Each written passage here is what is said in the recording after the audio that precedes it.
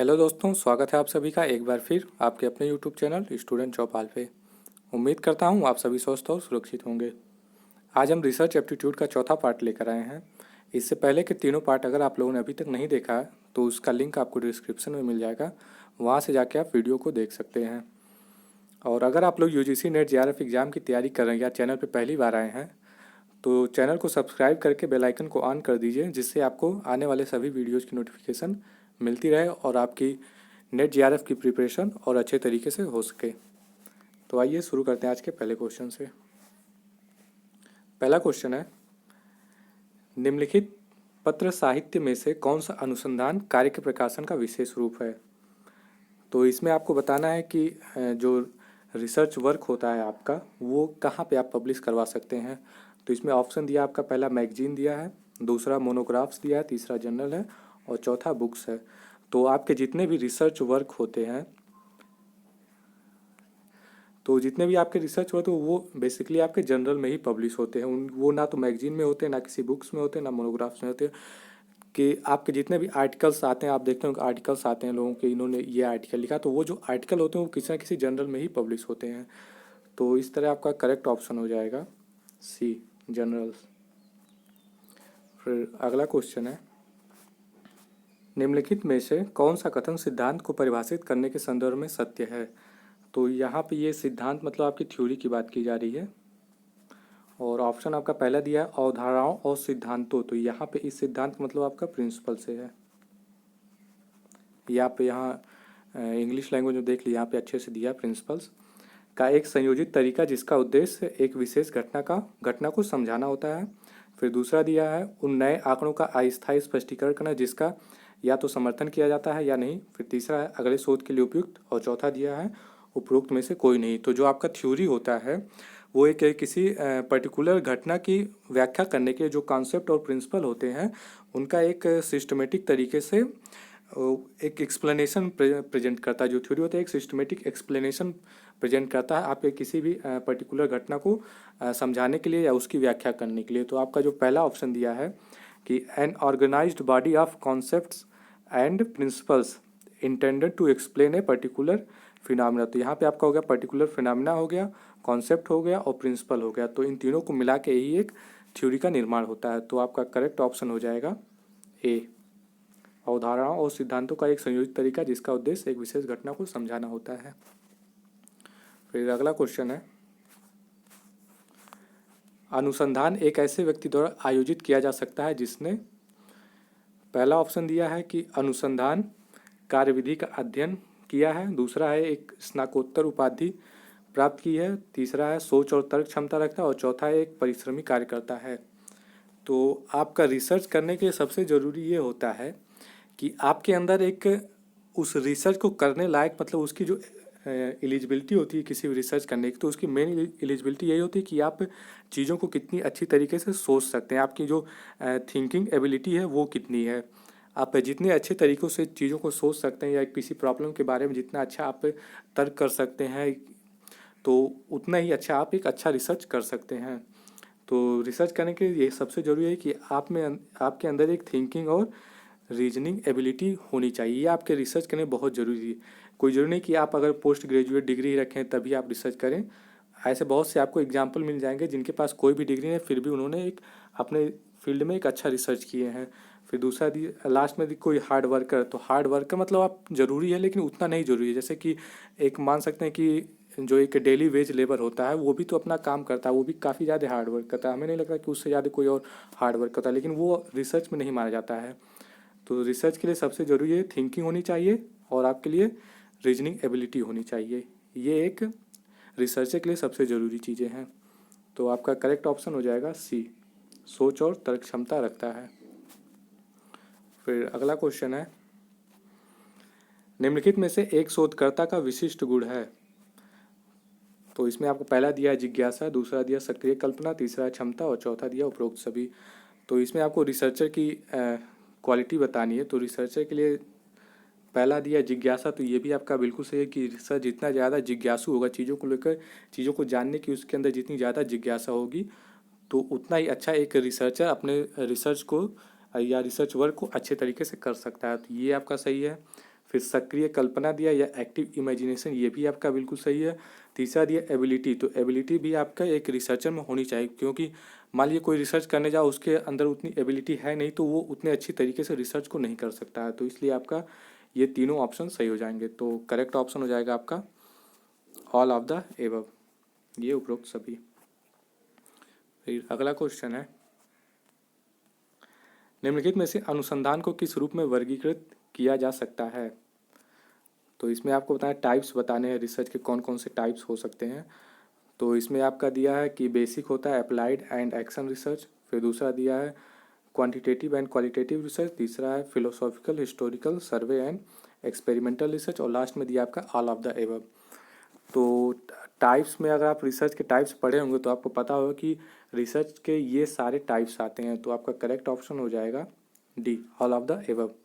क्योंकि रिसर्च में देखिए रिसर्च का बेसिक भी उसका टाइप्स है, अप्लाइड भी टाइप्स है, एक्शन भी टाइप है, क्वांटिटिव एंड क्वालिटेटिव भी होता है रिसर्च, फिलोसॉफिकल भी होता है, हिस्टोरिकल भी होता है, एक्सपेरिमेंटल भी होता है, सर्वे भी होता है। तो ये सारे उसके रिसर्च के टाइप्स हैं। इसके अलावा भी कई सारे जैसे एम्पिरिकल रिसर्च होता है, फिर आपका आ जाता है हिस्टोरिकल रिसर्च आ जाता है। तो ये सारे इसके टाइप्स हैं। तो इसमें आपका करेक्ट ऑप्शन हो जाएगा D, all of the above. फिर अगला क्वेश्चन है, अनुसंधान के दो मुख्य दृष्टिकोण कौन कौन से हैं। पहला है तथ्यों का संग्रह और विश्लेषण, दूसरा है सर्वेक्षण और प्रश्नावली, तीसरा है न्यायादर्श का चयन और तथ्यों का संग्रह, और चौथा है गुणात्मक और मात्रात्मक। तो जो आपका अप्रोच की बात की जा रही है यहाँ पे, तो जैसे पहला दिया डाटा कलेक्शन है, डाटा एनालिसिस, तो ये आपका अप्रोच नहीं होता, ये आपका रिसर्च स्टेप्स में आ जाते हैं। जैसे आपको रिसर्च स्टेप्स होते हैं 7-8 स्टेप्स होते हैं, हमने आपको पहले वीडियो में बताया था। तो उसमें आपका ये दोनों आता है, रिसर्च डिज़ाइन के बाद आप डाटा कलेक्शन उसका डाटा एनालिसिस करते हैं, ये इसके मेन स्टेप में आते हैं। फिर दूसरा दिया सर्वे एंड क्वेश्चनायर, तो ये सब भी आपका डाटा कलेक्शन के एक तरह से टाइप है, क्योंकि क्वेश्चनायर्स के द्वारा ही आप और सर्वे के द्वारा अपना डाटा को कलेक्ट करते हैं। फिर तीसरा दिया है सैम्पलिंग एंड डाटा कलेक्शन, तो ये भी आपका दृष्टिकोण नहीं है। सैम्पलिंग में आपने जो भी आप रिसर्च करते हैं उसके लिए आप कितना सैंपल लेंगे ये सब आप डिसाइड करते हैं, और डाटा कलेक्शन में तो वही है प्राइमरी या सेकेंडरी जो भी डाटा आप लेते हैं। फिर लास्ट में दिया क्वालिटेटिव एंड क्वांटिटेटिव रिसर्च, तो ये आपका बिल्कुल सही है, ये आपके रिसर्च अप्रोच भी माने जाते हैं और रिसर्च टाइप्स भी माने जाते हैं। तो आपका करेक्ट आंसर हो जाएगा डी, गुणात्मक और मात्रात्मक। फिर अगला क्वेश्चन है,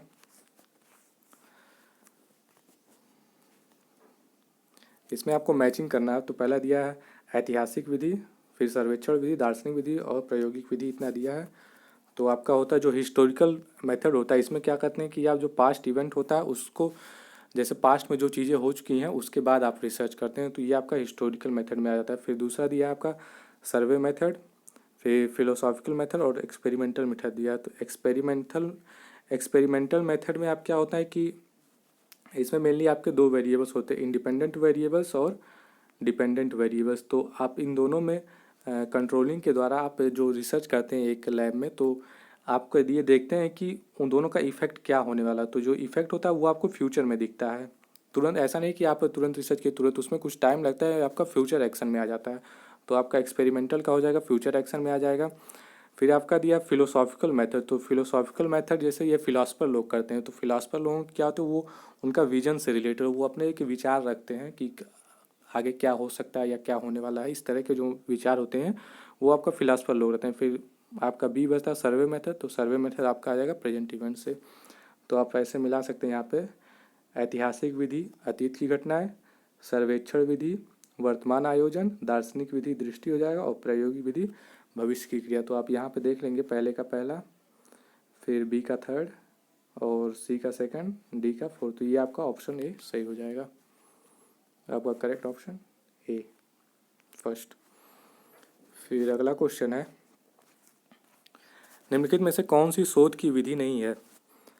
तो इसमें आपको बताना है कि रिसर्च मेथड कौन सा नहीं है। तो आपका पहला है अवलोकन या ऑब्जर्वेशन, फिर दूसरा है ऐतिहासिक या हिस्टोरिकल, फिर तीसरा है सर्वेक्षण और चौथा है दार्शनिक। तो इसमें शोध की विधि नहीं पूछा, तो आपका करेक्ट ऑप्शन हो जाएगा ए अवलोकन।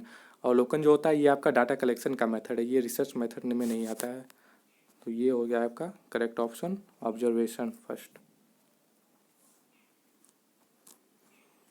फिर अगला क्वेश्चन है, घटनाजन्य अनुसंधान या फेनोमेनोलॉजी, ये जो टर्म है आपका ये किससे जुड़ा हुआ है? तो आपका पहला दिया है कि गुणात्मक अनुसंधान से, दूसरा है भिन्नता के विश्लेषण से, तीसरा है सहसंबंध अध्ययन से और चौथा है संभाव्य न्यायादर्शों के चयन से। तो जो आपका ये टर्म है फेनोमेनोलॉजी, तो ये आपका टर्म जो होता है ये क्वालिटेटिव रिसर्च का ही एक रूप माना जाता है, जिसमें क्या होता है कि इसमें रिसर्चर एक या कई लोगों से किसी घटना विशेष के बारे में, जैसे कोई घटना घट चुकी है उसके बारे में वो लोगों की राय लेता है कि उनका जो लोगों के अनुभव है उनको समझने का प्रयास करता है। तो ये जो होता है ये आपका फेनोमेनोलॉजी माना जाता है। तो इसमें क्या होता है, रिसर्चर कई लोगों से या एक लोगों से किसी पर्टिकुलर घटना के बारे में उनके विचार को जानने का प्रयास करता है। तो इस तरह के ये आपका आता है क्वालिटेटिव रिसर्च में। तो इसका ऑप्शन हो जाएगा ए, ये आपका करेक्ट ऑप्शन है क्वालिटेटिव रिसर्च। फिर अगला क्वेश्चन है, निम्नलिखित में से किस अनुसंधान में पुस्तकें और अभिलेख तथ्यों के प्राथमिक स्रोत हैं? तो इसमें आपको बताएं कि जो बुक्स और रिकॉर्ड्स होते हैं वो आपके प्राथमिक स्रोत किस रिसर्च में आए। जैसे कि ये जो आपके बुक्स होते हैं और रिकॉर्ड्स होते हैं ये जनरली इसको सेकेंडरी डाटा माना जाता है, लेकिन इनको आप प्राइमरी डाटा आप किस रिसर्च में मानते हैं? तो पहला दिया आपका ऐतिहासिक अनुसंधान, दूसरा है भागीदारी अनुसंधान या पार्टिसिपेटरी, तीसरा है नैदानिक या क्लिनिकल और चौथा है लेबोरेटरी। तो इसमें क्या होता है कि जो आपका ऐतिहासिक अनुसंधान होता है या हिस्टोरिकल रिसर्च होता है, इसमें है आप बुक्स और रिकॉर्ड्स को प्राइमरी सोर्स मानते हैं, क्योंकि जो हिस्टोरिकल रिसर्च होता है वो पास्ट में हो चुकी होती हैं। आप पास्ट में जाके प्राइमरी खुद से डाटा नहीं कलेक्ट कर सकते हैं। तो इसलिए जितने भी हिस्टोरिकल रिसर्च से रिलेटेड जो बुक्स और रिकॉर्ड्स होते हैं उनको हम लोग प्राइमरी सोर्स मानते हैं। तो आपका करेक्ट ऑप्शन हो जाएगा ए, हिस्टोरिकल रिसर्च। फिर अगला क्वेश्चन है, अनुसंधान का वह प्रकार है जो कि उपकल्पना और सिद्धांतों का इसलिए परीक्षण करती है ताकि यह समझाया जा सके कि घटना क्यों और कैसे घटती है। तो अगर आपको बताना कि कोई भी घटना क्यों और कैसे हुई, तो क्यों और कैसे का जो जवाब होता है वो आपका एक्सप्लेनेटरी रिसर्च में मिलता है। ये आपका हो जाएगा तीसरा, व्याख्यात्मक अनुसंधान, ये आपका इसका करेक्ट आंसर हो जाएगा। क्योंकि कोई भी घटना क्यों और कैसे हुई इस तरह के जवाब, जैसे मान लीजिए आप एग्जाम्पल के तौर पे समझ सकते हैं कि चाय पीने से नींद क्यों आती है। तो यहाँ पे आपका जो क्यों आया, इस तरह जो आप रिसर्च करेंगे लोगों पे कि चाय पीने से नींद क्यों आती है, तो ये जो आपका रिसर्च आएगा ये आपका एक्सप्लेनेटरी रिसर्च में आ जाएगा। या फिर आप दूसरा एग्जाम्पल देख सकते हैं कि जैसे आपका ब्लड प्रेशर की वजह से हार्ट अटैक कैसे आ जाता है, तो ये भी आपका एक्सप्लेनेटरी रिसर्च में आ जाएगा, क्योंकि इसमें भी आप कैसे का उत्तर ढूंढ रहे हैं। तो जो क्यों और कैसे से रिलेटेड आप आंसर फाइंड आउट करते हैं तो वो आपका आ जाता है एक्सप्लेनेटरी रिसर्च में आ जाता है। तो इसका आपका करेक्ट ऑप्शन हो जाएगा सी, एक्सप्लेनेटरी रिसर्च। फिर अगला क्वेश्चन है, क्षेत्र कार्य पर आधारित अनुसंधान को किस रूप में वर्गीकृत किया गया या फील्ड वर्क बेस्ड। तो जो आप ऑप्शन आपका पहला दिया है अनुभव सिद्ध या एम्पिरिकल, दूसरा ऐतिहासिक, तीसरा प्रायोगिक और चौथा जीवनिकी। तो आपका जो फील्ड वर्क आता है वो आपका एम्पिरिकल रिसर्च में आता है। एम्पिरिकल रिसर्च में आप क्या होता है कि खुद जाके मतलब अनुभव और अपने अनुभव और ऑब्जर्वेशन से डाटा कलेक्ट करते हैं। तो इस तरह जो आप फील्ड वर्क करते हैं वो एम्पिरिकल रिसर्च में आता है। तो बाकी आपका दिया एक्सपेरिमेंटल रिसर्च, तो एक्सपेरिमेंटल रिसर्च में आप एक स्पेसिफिक आपका लैब होना चाहिए उसमें आप करते हैं। फिर हिस्टोरिकल रिसर्च का भी एक आपका पर्टिकुलर हिस्टोरिकल प्लेस होते हैं, जैसे आपका हिस्टोरिकल प्लेस हो गया, म्यूजियम हो गया, तो वहाँ पे आप जाके रिसर्च करें, तो ये भी आपका फील्ड वर्क में नहीं आएगा। और लास्ट में दिया है बायोग्राफिकल, तो ये भी आपका मतलब किसी की जीवनी अगर आप लिखते हैं तो इसके लिए आपको फील्ड वर्क की ज़रूरत नहीं पड़ती है। तो आपका ऑप्शन ए बचता है एम्पिरिकल, तो ये आपका करेक्ट आंसर हो जाएगा, एम्पिरिकल रिसर्च या अनुभव सिद्ध। फिर अगला क्वेश्चन है, जांचकर्ताओं के द्वारा प्रभाव का पता लगाने के प्रयास को क्या कहा जाता है। तो पहला ऑप्शन है आपका सर्वेक्षण अनुसंधान, दूसरा है पूर्वव्यापी कार्योत्तर अनुसंधान, तीसरा है ऐतिहासिक अनुसंधान, चौथा है योगात्मक अनुसंधान। तो अगर आप लोगों ने हमारा पिछला वीडियो ध्यान से देखा होगा तो उसमें हमने आपको बताया था एक एक्स पोस्ट फैक्टो रिसर्च के बारे में बताया था। तो उसमें क्या होता है कि आप घटना के घटने के बाद रिसर्च किया जाता है। तो जैसे इसमें कहा कि जांचकर्ताओं को प्रभाव का पता लगाने के मतलब घटना आपकी पहले हो चुकी है और घटना होने के बाद उसका क्या प्रभाव पड़ा उसका पता लगाने के जो रिसर्च किया जाएगा वो आपका एक्स पोस्ट फैक्टो रिसर्च में आ जाता है। तो ये आपका करेक्ट ऑप्शन हो जाएगा B, ex post facto research. और इसी को कहते हैं कि after the fact research. After the fact, तो आफ्टर द फैक्ट मतलब घटना हो चुकी है, आपका फैक्ट हो गया, उसके बाद जो आप रिसर्च कर रहे हैं वो आपका एक्स पोस्ट फैक्ट आ जाता है रिसर्च में। फिर अगला क्वेश्चन है, निम्नलिखित में से कौन से प्रायोगिक अनुसंधान के संदर्भ में सामान्य लक्षण हैं? तो ये आपको बताना है, एक्सपेरिमेंटल रिसर्च के जो कैरेक्टरिस्टिक्स हैं वो बताना है। तो इसमें दिया है कि यह मुख्य रूप से संख्यात्मक तथ्यों के संग्रह पर निर्भर करता है, कलेक्शन ऑफ न्यूमेरिकल डाटा। तो ये आपका बिल्कुल सही है, एक्सपेरिमेंटल रिसर्च में आप न्यूमेरिकल डाटा कलेक्ट करते हैं, ये आपका सही है। फिर दूसरा दिया है, it can produce important knowledge about cause and effect. तो ये भी आपका सही है, पिछले वीडियो हमने बताया था कि जो एक्सपेरिमेंटल रिसर्च होता है वो कारण और प्रभाव के बारे में जानकारी प्रदान करता है, तो ये भी आपका सही है। फिर तीसरा दिया है कि यह निगमनात्मक वैज्ञानिक विधि का प्रयोग करता है या डिडक्टिव साइंटिफिक मेथड यूज करता है। तो डिडक्टिव साइंटिफिक मेथड, पहले आप समझे डिडक्टिव क्या होता है। डिडक्टिव में क्या होता है कि आपका थ्योरी पहले से ही बनी बनाई रहती है, आप फिर उसका थ्योरी पे ही जो जितना होता है आप उस पर रिसर्च करते हैं। तो थ्योरी मान ली आपकी बनी बनाई, उसके बाद जो भी आप रिसर्च करते हैं तो वो आपका डिडक्टिव में आ जाता है। तो एक्सपेरिमेंटल रिसर्च में भी आपका यही होता है कि एक आपकी थ्योरी बनी हुई थी, फिर उसके बाद आप उनके वेरिएबल्स पे जो रिसर्च करते हैं वो आपका एक्सपेरिमेंटल रिसर्च में आया। तो इसका आपका करेक्ट ऑप्शन हो जाएगा, ये तीनों सही, ए बी सी सही है, तो करेक्ट ऑप्शन हो जाएगा डी, उपरोक्त सभी। ये आपके एक्सपेरिमेंटल रिसर्च के आप विशेषताएं हो जाती हैं, तो ये आपका सब सही है। फिर अगला क्वेश्चन है, निम्नलिखित में से कौन सा अनुसंधान विभिन्न लोगों के लिए एक ही चर का उपयोग करके निष्कर्षों की जांच करता है? तो इसमें आपको बताना है कि same variables but different people, मतलब एक ही वेरिएबल है लेकिन लोग अलग अलग हैं, तो इस तरह के जो रिसर्च किए जाते हैं वो आपके किसके अंतर्गत हैं? तो पहला है एक्सप्लोरेशन, दूसरा है हाइपोथेसिस, तीसरा है एम्पिरिज्म, और ये आपका सी पे है रेप्लिकेशन। तो आपका जैसे same variables but different people, तो इस तरह के जो भी रिसर्च आते हैं वो आपके रेप्लिकेशन के अंतर्गत आ जाते हैं। एम्पिरिज्म में क्या होता है कि आप अनुभव और अवलोकन से करते हैं। हाइपोथेसिस आपका रिसर्च मेथड नहीं है, तो ये आपका एक टेंटेटिव स्टेटमेंट होता है। और एक्सप्लोरेशन मतलब एक्सप्लोर करते हैं, मतलब चीज़ों की व्याख्या करते हैं अच्छे तरीके से, तो ये भी आपका नहीं आएगा। तो आपका करेक्ट ऑप्शन हो जाएगा सी। सी मतलब पुनरावृत्ति, नाम से ही जैसे पुनरावृत्ति मतलब बार बार चीज़ों को दोहराया जाता है, तो इसमें भी वही है कि एक वेरिएबल्स बाकी लोग अलग अलग हैं तो उन पर बार बार दोहराया जा रहा है, तो ये हो जाएगा आपका रेप्लिकेशन, करेक्ट आंसर हो जाएगा। फिर अगला क्वेश्चन है, निम्नलिखित में से कौन सी वैज्ञानिक विधि इन चरणों का अनुसरण करती है? तो इसमें पहला आपका दिया ऑब्जर्वेशन डाटा, दूसरा पैटर्न और तीसरा थ्योरी दिया है। तो ऑप्शन में आपका दिया आगमनात्मक या इंडक्टिव, फिर दूसरा दिया डिडक्टिव, तीसरा दिया टॉप डाउन और चौथा दिया है नन ऑफ द एबव। तो इंडक्टिव रिसर्च में आपका क्या होता है कि इंडक्टिव रिसर्च में आप थ्योरी लास्ट में बनाते हैं, सबसे लास्ट में आपका थ्योरी बनता है, और डिडक्टिव रिसर्च में क्या होता है आपका थ्योरी पहले ही बनी रहती है। तो ये तो पहला आपका मेन डिफरेंस है इंडक्टिव एंड डिडक्टिव में, इसको समझ लीजिएगा। इंडक्टिव में थ्योरी आप खुद बनाते हैं, डिडक्टिव में आपकी थ्योरी बनी रहती है। तो इसमें आपका लास्ट में दिया सिद्धांत मतलब थ्योरी, तो इसी से आप पता लगा सकते हैं जो थ्योरी जिसमें लास्ट में बनती है वो आपका होता है इंडक्टिव रिसर्च। तो इसका आपका करेक्ट ऑप्शन हो जाएगा इंडक्टिव रिसर्च।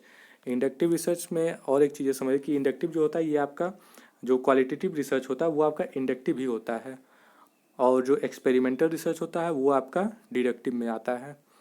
तो इस तरह आप इंडक्टिव का एग्जाम्पल भी समझ सकते हैं, जैसे मान लीजिए कि जैसे आप कह सकते हैं कि जैसे आपने किसी कुत्ते को देखा है, ठीक है, एक सपोज एग्जांपल ले लीजिए।